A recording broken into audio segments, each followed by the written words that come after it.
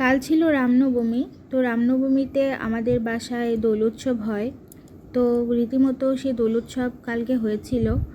তো এটা হচ্ছে আমাদের পুরাতন বাড়িতে এভাবেই আমরা দোল উৎসব করে থাকি, কারণ আমাদের দোল ছাড়া দোল উৎসব করা হয় না।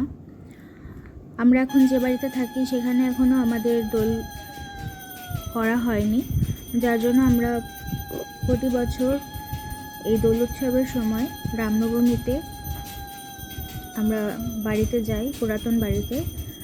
পুরাতন বাড়িতেই হচ্ছে আমাদের দোলটা আছে, তো সেখানেই আমরা দোল পূজা করে থাকি। কালকেও খুব স্বল্প পরিসরে আমরা দোল পূজাটা সম্পন্ন করেছিলাম।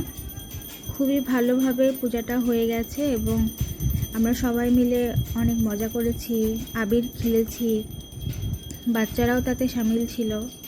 তো এইভাবেই ছোটোখাটো আনন্দের মধ্যে আমাদের জীবনটা ভালোই চলে যাচ্ছে। তো অনেকদিন পর তোমাদের সঙ্গে একটি ব্লগ ভিডিও শেয়ার করলাম। তোমাদের সঙ্গে কোনো কিছু শেয়ার করতে পারলে আসলে আমার অনেক ভালো লাগে, কিন্তু সময়ের অভাবে আসলে আমি অনেক কিছুই তোমাদের সঙ্গে শেয়ার করতে পারি না। তো তোমরা আমাকে একটু সাপোর্ট করো, আমার সঙ্গে থেকো, ধৈর্য ধরে থাকো।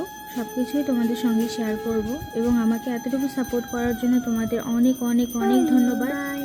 আমার চ্যানেলটি তোমরা অবশ্যই একটু সাবস্ক্রাইব করে দিও এবং আমার পাশে থেকো। বেল আইকনটি প্রেস করতে কিন্তু কখনোই ভুলো না, কারণ যখনই নতুন ভিডিও আপলোড করব তখনই কিন্তু তোমরা সঙ্গে সঙ্গে নোটিফিকেশানটা পেয়ে যাবে। তো তোমরা সবাই ভালো থেকো, টাটা।